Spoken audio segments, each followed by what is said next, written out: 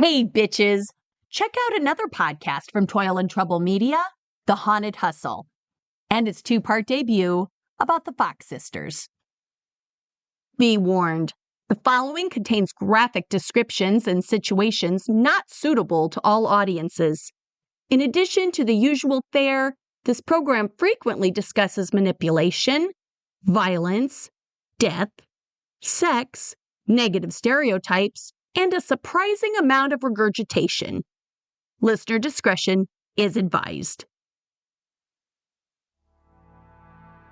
As the audience filled the hall and took their seats, hundreds of muted conversations thrummed. Waiting backstage, Maggie Fox wrung her hands nervously. Why were her hands so sweaty? She had appeared on stage countless times before. But this was no ordinary appearance. Soon, the conductor cued the orchestra. A familiar tune filled the theater. A spotlight illuminated the stage. The curtains parted. It was time. Applause thundered as she made her entrance. She took a deep breath and smiled meekly. Her voice cracked under the weight of her words as she addressed the crowd. Spiritualism is a fraud of the worst description. I'm Jennifer Beck, and this is The Haunted Hustle.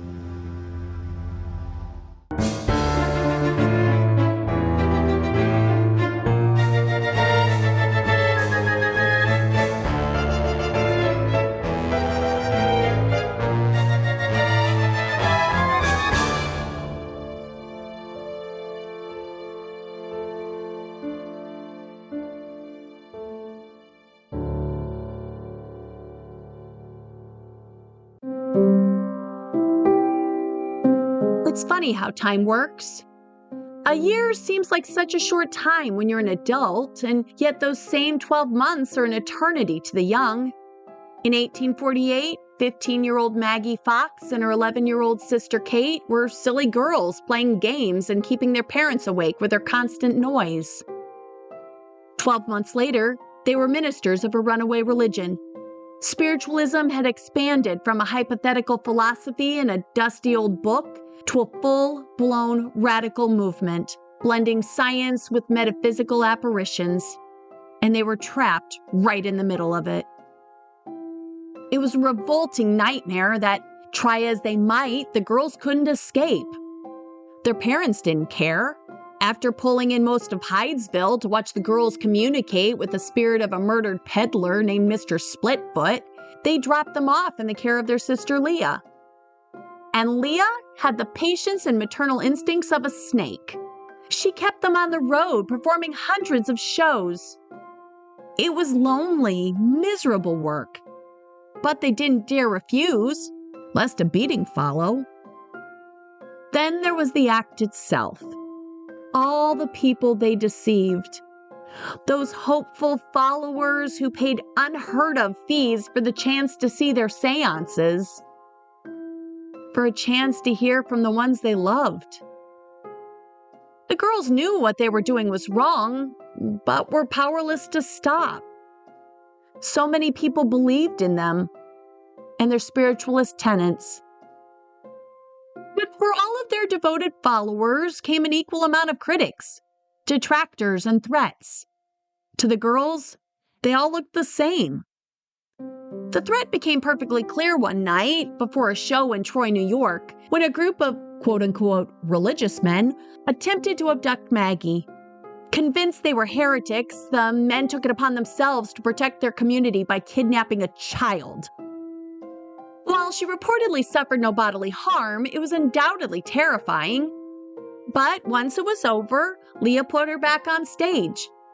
The show went on. It got so bad that the girls turned to alcohol as a way to cope.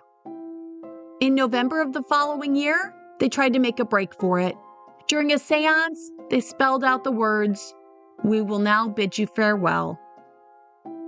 The crowd was shocked. Leah was too.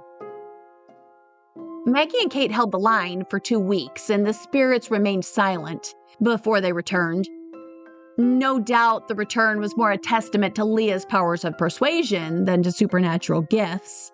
But even if they had never cracked a knuckle again, it wouldn't have changed anything.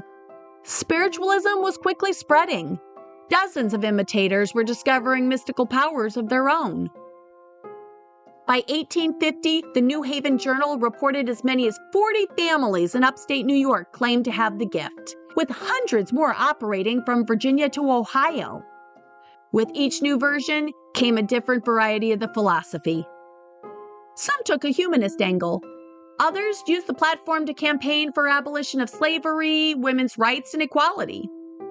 Still other so-called mediums aspired to fleece their followers. If it bothered Leah, she shrugged it off and gave the act a makeover. With little explanation, the Fox's medium talents evolved. Objects began to move, spirits manifested, and tables levitated. Kate began to manifest ghosts in physical form, a dramatic change from the knocks and noises they used to produce by cracking their joints on their toes and feet. When they took the act across the Atlantic, the British were enthralled and Leah became a star. But evidence was quickly mounting that the Fox sisters were frauds. In 1851, Mrs. Norman Culver, a relative, confirmed in a statement that the girls manifested the noises themselves and that she assisted the girls during their seances as an audience plant. Then 2 years later, investigator Charles Grafton Page came out with a book in which he claimed to have witnessed the same. Physician E.P. Longworthy and John W. Hearn published their concurrences in Greeley's newspaper, while Reverend D. Potts publicly demonstrated the technique. Leah continued to push performances as usual, but the guilt and shame began to weigh on Maggie. She eventually left show business for love. In 1852, while on tour in Philadelphia, the 17-year-old met famed Arctic explorer Elisha Kane. For Maggie, it was love at first sight. But for Kane, it was complicated. In his late 30s and the heir of a prominent aristocratic family, he was embarrassed by her notoriety as a supernatural quack. He tried to persuade her to leave spiritualism and finish her education, but she was torn. She didn't come from money. How would she support herself? Worried about his trust fund, marriage was out of the question, but he didn't tell the love-struck teen that. Instead, he strung her along, promising her a proper wedding in exchange for cleaning up her image. For years, they played this game, with Maggie begging Kane to make her an honest woman, and Kane stalling and making up dumb excuses.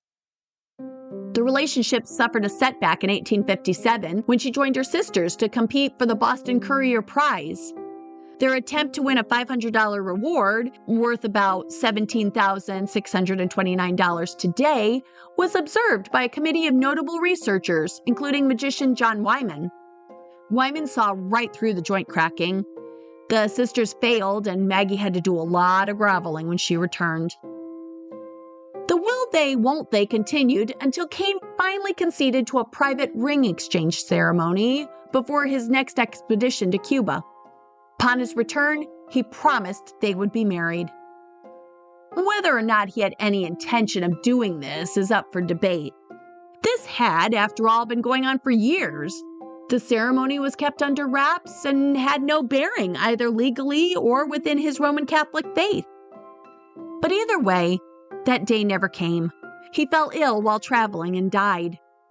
When she heard the news, Maggie was beside herself with grief.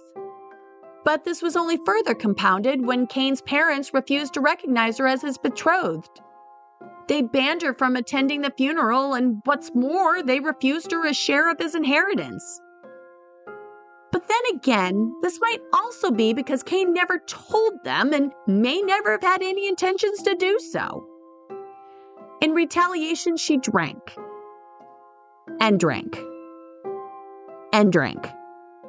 In between bottles, she compiled Kane's old love letters into a book titled The Love Life of Dr. Kane. If the Kanes thought she was a gold-digging trash person before, she showed them. And she really did. So as not to make it a one-sided conversation, and perhaps to permanently insert herself in Kane's legacy, she included her own letters to him, which also served as the public's first glimpse as to her true feelings about her elder sister and manager. Leah was repeatedly described as a relative and given full blame for making her and Kate's childhood miserable. But let's face it, she had it coming. Penniless and humiliated, Maggie returned to mediumship and continued to drink, but converted to Catholicism out of respect for the dead, whom she never claimed to channel or even attempt to. As Maggie left, Kate didn't stick around. She and some followers established the Society for the Diffusion of Spiritual Knowledge in 1855. Devised as a nonprofit of sorts dedicated to the pure pursuit of spiritualism, Kate conducted seances free of charge. Her act was a diverse spectacle of music, spirit writing, materializations, and other spectral manifestations.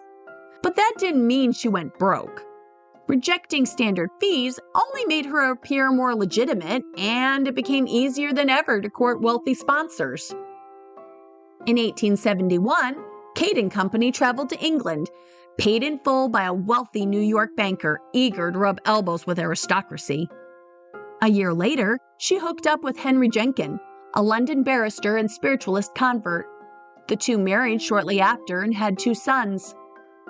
At Jenkin's urging, Kate also participated in studies conducted by physicist and budding psychic researcher William Crookes. Crookes believed her abilities were genuine, but his endorsement just attracted more skeptics. Never one to call out fraud, no matter how obvious it was, he was the last person a medium wanted in their corner. Detractors, including many within the spiritualist camp, called him naive and barely able to detect an elephant in a powder room. But even though she'd found love, commercial success, and a growing group of followers buying into whatever cult-like crap she was selling that week, she wasn't faring better than Maggie.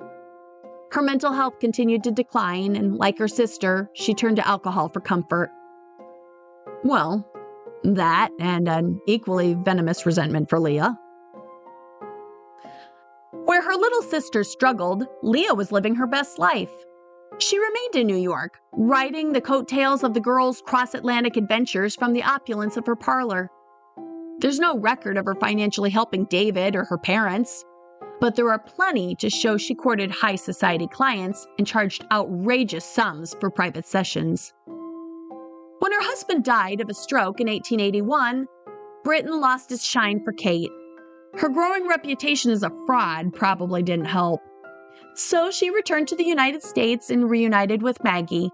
But things for the sisters continued to get worse.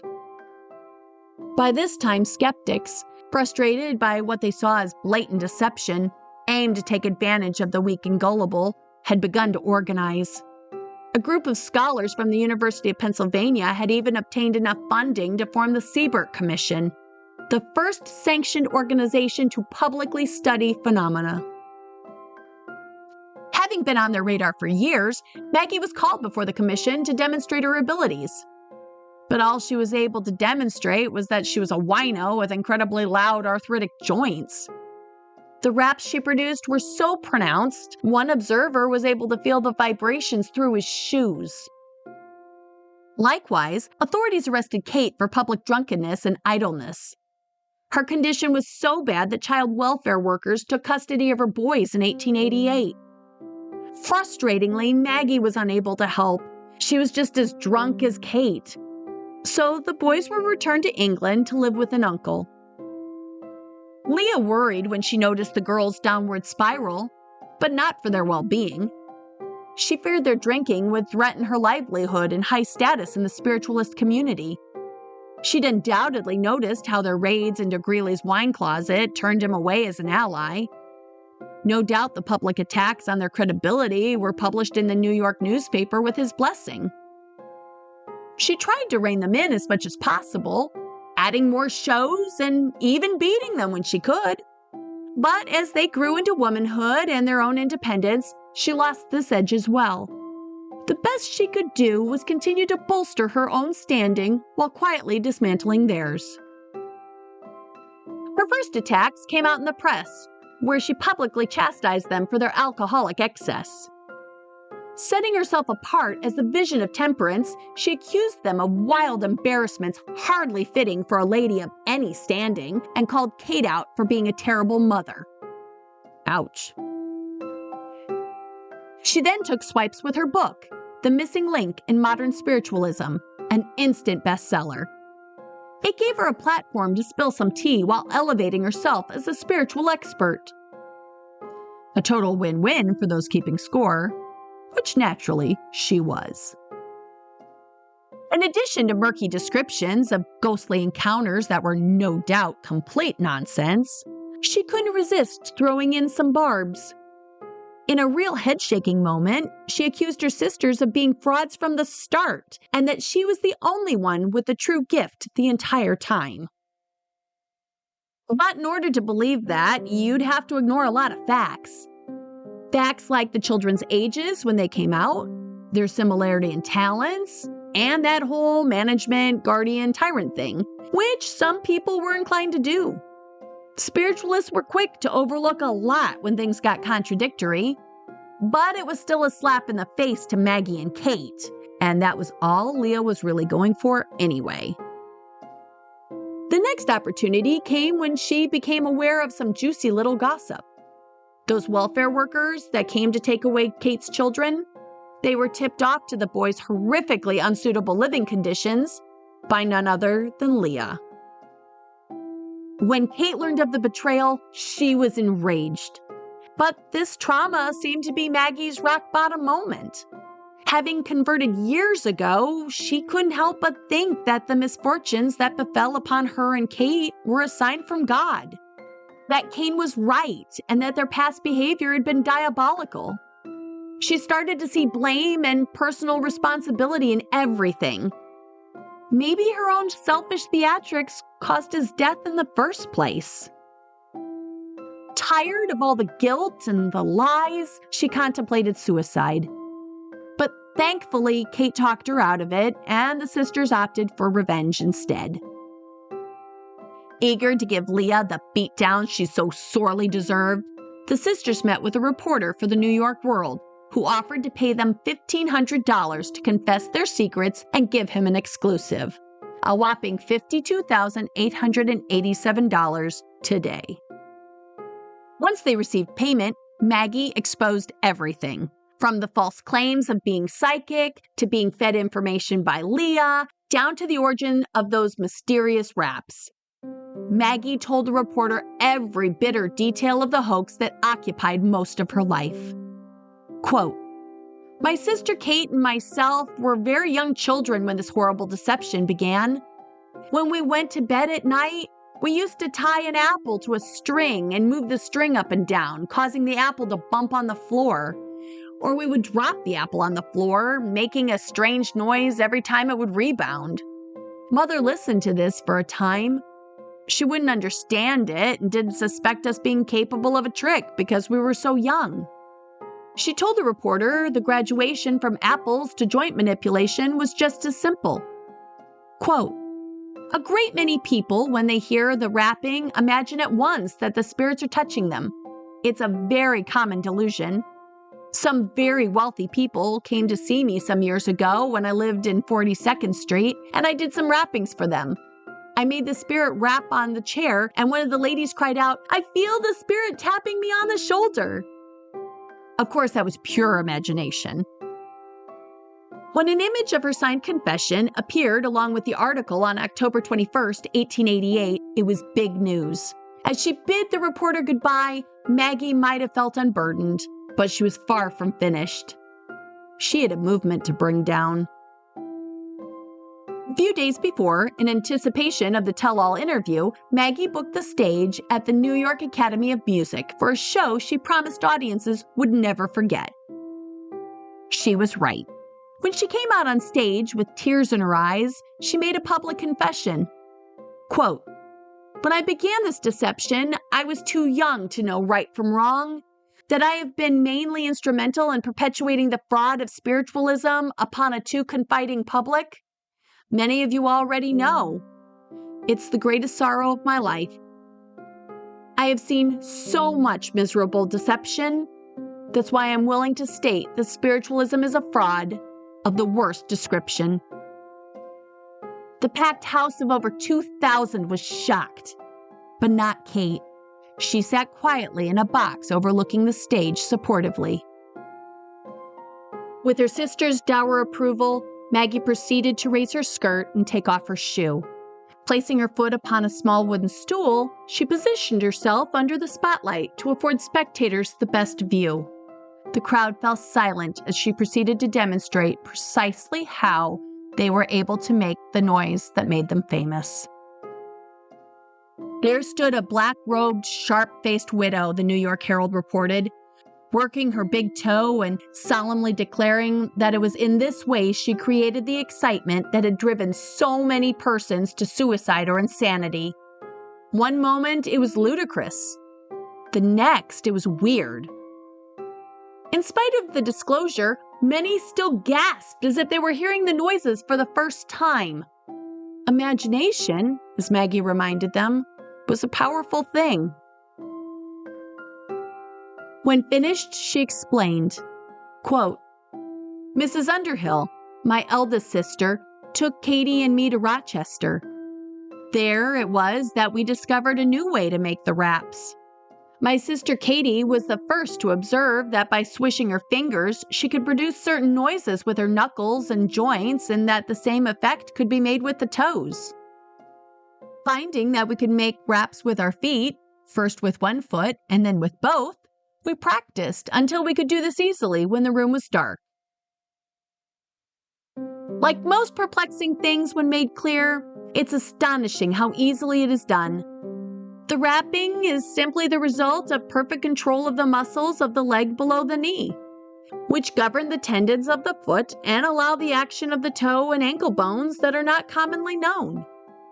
Such perfect control is only possible when the child is taken at an early age and carefully and continually taught to practice the muscles, which grow stiffer in later years. This, then, is the simple explanation of the whole method of the knocks and raps. She then went on to declare the whole thing was a prank. The mysterious rappings, the tale of the murdered peddler, and Mr. Splitfoot had all been the product of their childhood imagination. The rest just ballooned from there. She said they would have come clean years ago had it not been for Leah, who, in full knowledge of the fraud, greedily took advantage and forced them into performing. She and Kate were simply vulnerable children, first exploited by their sister, then exploited by a movement. Doctors from the audience came on stage to verify the cracking of the toe joints was indeed the source of the sound, but it was a hollow gesture. 2,000 people made up their mind without having to leave their seats. Before taking her leave, she thanked God that she was able to expose spiritualism. They were words she hadn't rehearsed, but felt real all the same. The next day, headlines throughout the country carried the news.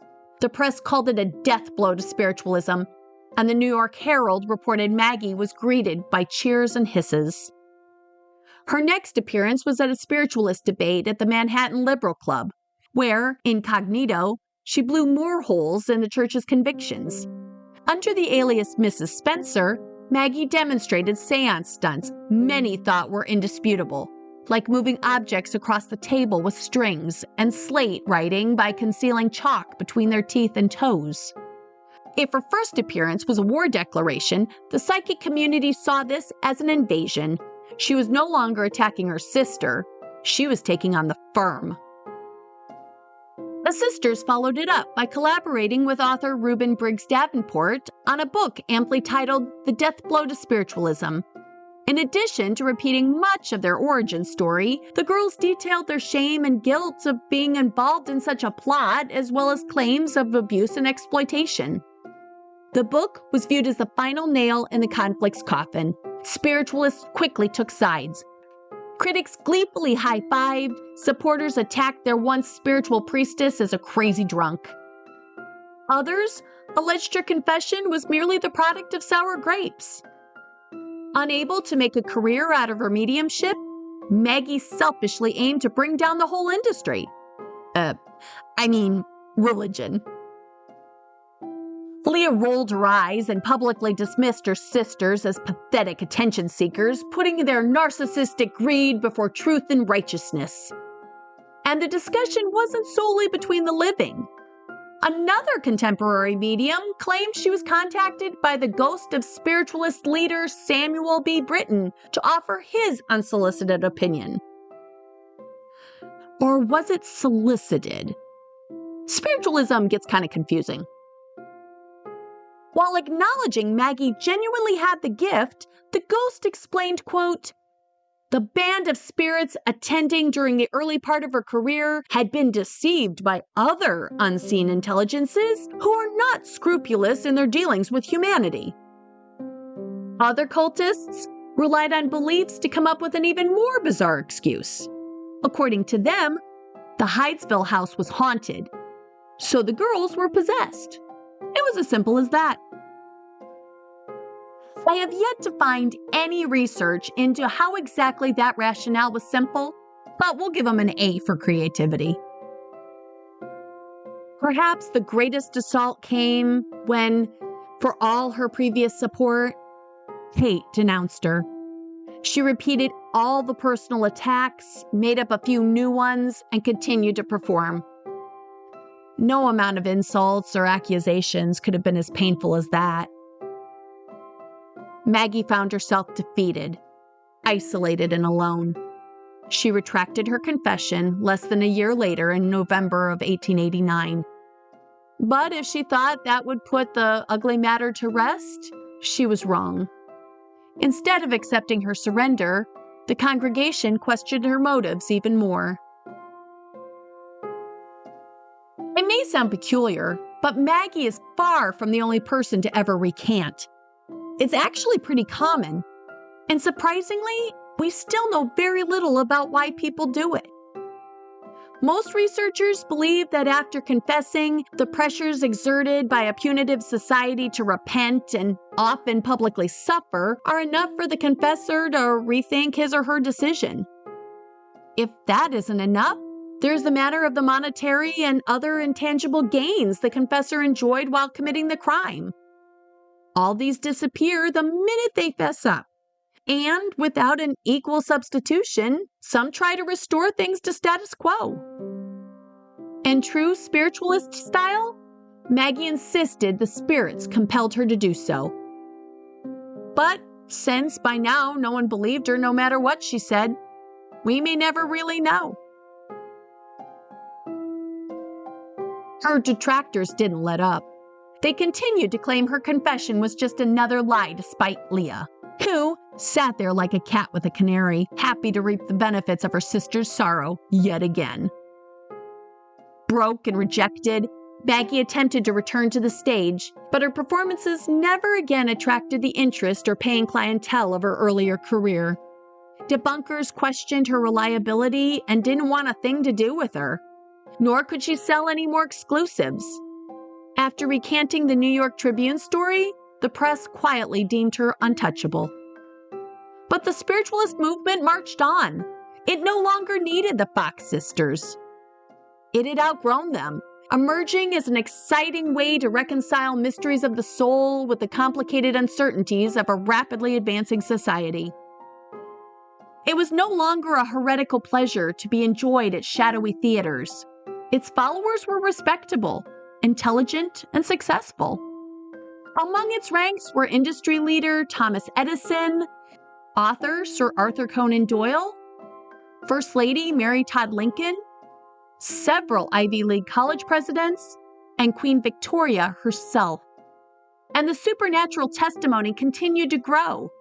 A New England physician named Dr. Phelps reported that during a seance, his windows shattered, his clothes were torn off, inanimate objects danced together on his floor, and turnips surged forth from the living room carpet, inscribed with mysterious hieroglyphs. Coverage of seances and spectral activity was a regular topic among the newspapers, with conventional coverage ranging from wild tales like these to reviews of mediums that resembled movie reviews today, like this one from the Watertown Dispatch from 1872.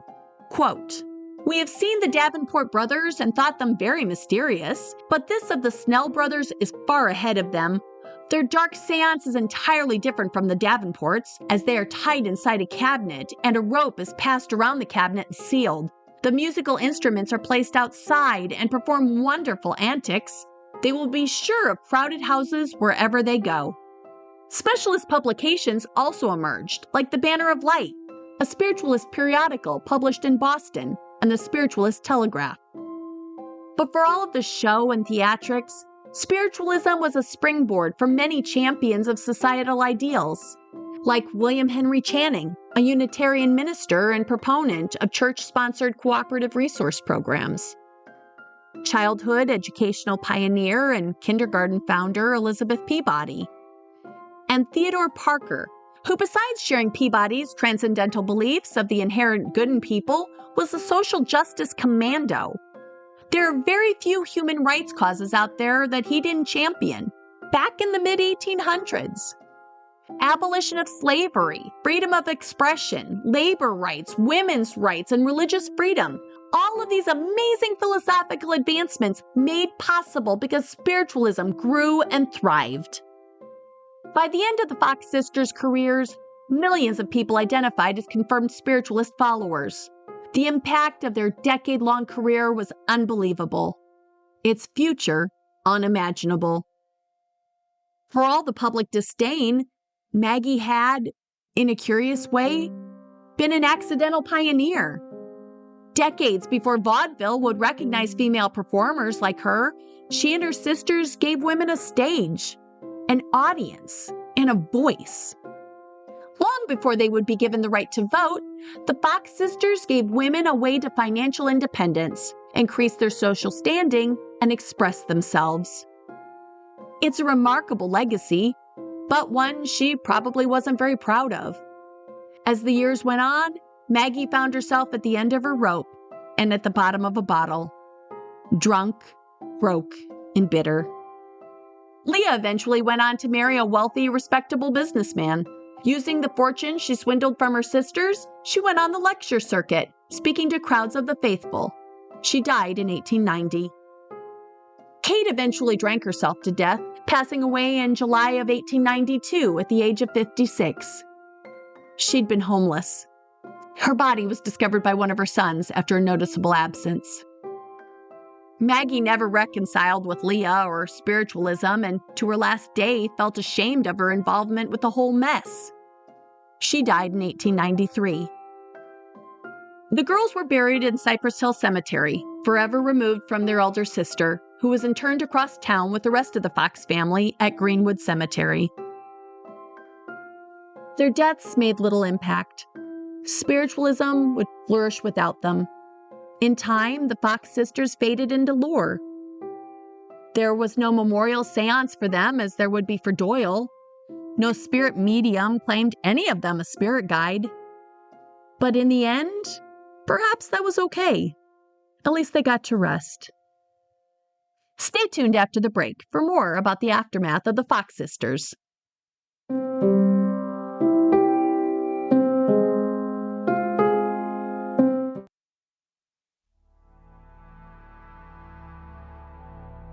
On November 22, 1904, school children playing in the sisters' childhood home discovered what appeared to be skeletal remains. The Boston Journal jumped on the story, claiming it was the body of the supposed peddler. At last, it seemed the Fox sisters were vindicated. Fox supporters and spiritualists were certain they finally had their proof. The tales of the sisters communicating with a murdered peddler had to be true. Like so many things about the sisters, this too was debunked. The physician examining the remains found they included random chicken bones, and the police declined to open an investigation, concluding they'd been placed there as a practical joke. But that didn't discourage believers from circulating a different narrative, one in which the doctor verified them as human remains approximately 50 years old. But even this version doesn't hold water.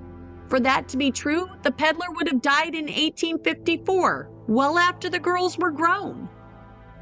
This sparked a debate that was picked up by the New York Times, who commented the discovery created a, quote, amusing disproportionate stir, and noted that if the sisters were clever enough to pull a ruse such as they did, they were certainly clever enough to exploit a local mystery. According to the Times, there will still remain that dreadful confession about the clicking joints, which reduces the whole case to a farce.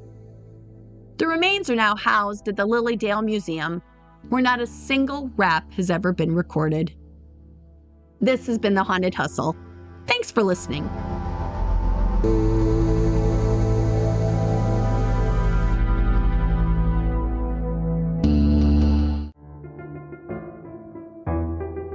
The Haunted Hustle is an original production of Toil and Trouble Media, executive produced by Jennifer Beck. This episode was also written and performed by Jennifer Beck. I'm kind of a big deal. Additional production assistance was provided by Aaron Iris, and our music was by Kevin MacLeod, Light Saturation, and the Schizoid Nightmares. Thanks, guys. If you've enjoyed our podcast, and I really hope you do, be sure to subscribe to your favorite podcast provider and follow us on social media so you'll never miss an episode. And give us a 5-star review on Spotify, Apple Podcasts, iHeartRadio, or wherever you listen to podcasts. Heck, give us a 5-star rating on all of them. We can use all the stars we can get. And help us spread the word. Tell your friends about our show and its totally bingeable content. Tell your spirit guides, too. We're not picky. And if you want to help us bring even more Toil and Trouble to the world, check out our merch and our Patreon pages. We have a link at toilandtroublemedia.com, or you can find it on Patreon itself. Just look for a sign. Well, it's the owl, but close enough. And as always, thanks for listening.